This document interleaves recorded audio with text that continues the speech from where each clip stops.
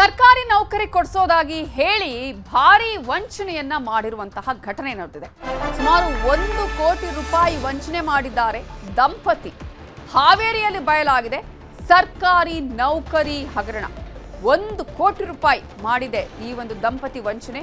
ಸರ್ಕಾರಿ ನೌಕರಿ ಕೊಡಿಸ್ತೀನಿ ಅಂತ ಹೇಳಿ ಭಾರಿ ವಂಚನೆಯನ್ನ ಮಾಡಿದೆ ಈ ದಂಪತಿ. Railway, post office, SDA, FDA ನೌಕರಿ ಹೆಸರಲ್ಲಿ ವಂಚನೆಯನ್ನ ಎಸಗಲಾಗಿದೆ. 25ಕ್ಕೂ ಹೆಚ್ಚು ನಿರುದ್ಯೋಗಿಗಳನ್ನೇ ಟಾರ್ಗೆಟ್ ಮಾಡಿಕೊಂಡು 1 ಲಕ್ಷ ರೂಪಾಯಿ ವಸೂಲಿಯನ್ನ ಈ ದಂಪತಿ ಮಾಡಿದ್ದಾರೆ. ಶಿರ್ಸಿ ಮೂಲದ ವಸೀಂ ಚೌಧರಿ ವಿರುದ್ಧ ದೂರು ದಾಖಲಾಗಿದೆ. 2018ರಲ್ಲಿ ವಸೀಂ ಚೌಧರಿ ಪತ್ನಿ ಸಮೀನಾ ಮೂಲಕ ಗಾಳ ಹಾಕಿದ್ದಾರೆ. ನದಿ ನೀರಲಗಿ ಗ್ರಾಮದ ಉರ್ದು ಶಾಲೆಯ ಶಿಕ್ಷಕಿಯಾಗಿದ್ರು ಪತ್ನಿ ಸಮೀನಾ ಶೇಖ್ ಮೂಲಕ ವಸೀಂ ಚೌಧರಿ ವಂಚನೆಯನ್ನ ಮಾಡಿದ್ದಾರೆ. ರವಿ ಬಾರ್ಕಿ ಮೂಲಕ ಇನ್ನೂ ಕೆಲ ಸಂತ್ರಸ್ತರನ್ನ ಪರಿಚಯ ಮಾಡಿಕೊಳ್ತಾರೆ. ಸುಮಾರು ಈಗ ಈ ಒಂದು ನಿರುದ್ಯೋಗಿಗಳು ವಂಚನೆಗೊಳಗಾದವರು 1 ಕೋಟಿಗೂ ಹೆಚ್ಚು ಹಣ ಕೊಟ್ಟಿದ್ದಾರೆ. ಸಾಲ ಮಾಡಿ ಬಂಗಾರ ಅಡಬಿಟ್ಟು ಕೆಲವರು ತಮ್ಮ ಹಣವನ್ನ ಕೊಟ್ಟಿದ್ದಾರೆ.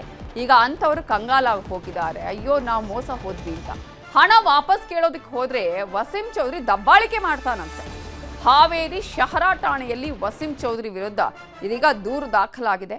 ದೋಖಾ ಮಾಡಿದಂತಹ ದಂಪತಿಗೆ ಪೊಲೀಸರು ಶೋಧವನ್ನ ಮಾಡ್ತಾ ಇದ್ದಾರೆ. ಆಲ್ಮೋಸ್ಟ್ 1 ಕೋಟಿಗೂ ಹೆಚ್ಚು ಹಣ ಅಂತ ಹೇಳಿದ್ರೆ ಎಷ್ಟರ ಮಟ್ಟಿಗೆ ನಿರುದ್ಯೋಗಿಗಳನ್ನ ಇವರು ತಾವು ವಂಚನೆ ಮಾಡೋದಕ್ಕೆ ಅಂತಾನೆ ಪ್ರೀ ಪ್ಲಾನ್ ಮಾಡ್ಕೊಂಡಿದ್ರು ಅನ್ನೋದು ಕೂಡ ಗೊತ್ತಾಗುತ್ತೆ. ದಂಪತಿ ಗಂಡ ಹೆಂಡತಿ ಇಬ್ರು ಸೇರ್ಕೊಂಡು ಮಾಡಿದ್ದಾರೆ ಈ ಒಂದು ವಂಚನೆ.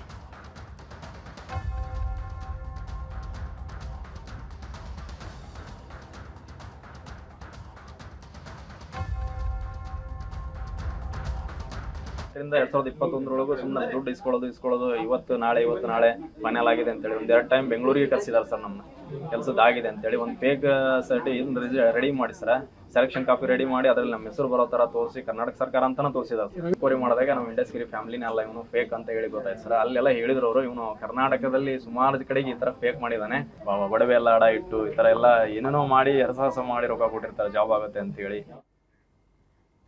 ಇವತ್ತು ಭಕ್ತಿ ಭಂಡಾರಿ ಬಸವಣ್ಣನವರ 895ನೇ ಜನ್ಮ ಜಯಂತಿಯನ್ನ ಆಚರಿಸಲಾಗುತ್ತಿದೆ. ಲಂಡನ್ನಲ್ಲಿ ಐತಿಹಾಸಿಕ ಬಸವೇಶ್ವರ ಸ್ಮಾರಕದಲ್ಲಿ ಬ್ರಿಟಿಷ್ ಉಪ ಹೈ ಕಮಿಷನರ್ ಚಂದ್ರು ಅಯ್ಯರ್ ಅವರು ಗೌರವ ಸಲ್ಲಿಸಿದ್ರು. ಬ್ರಿಟಿಷ್ ಸಂಸತ್ತಿನ ಎದುರಿನ ಭಗವಾನ್ ಬಸವೇಶ್ವರ ಪ್ರತಿಮೆಗೆ ನಮನ ಸಲ್ಲಿಸಿದ್ರು.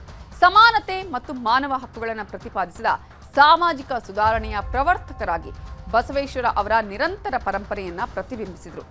ಕನ್ನಡದಲ್ಲಿ ಇವನಾರವ ಅನ್ನುವ ಬಸವೇಶ್ವರ ವಚನವನ್ನು ಪಠಿಸಿದ್ರು.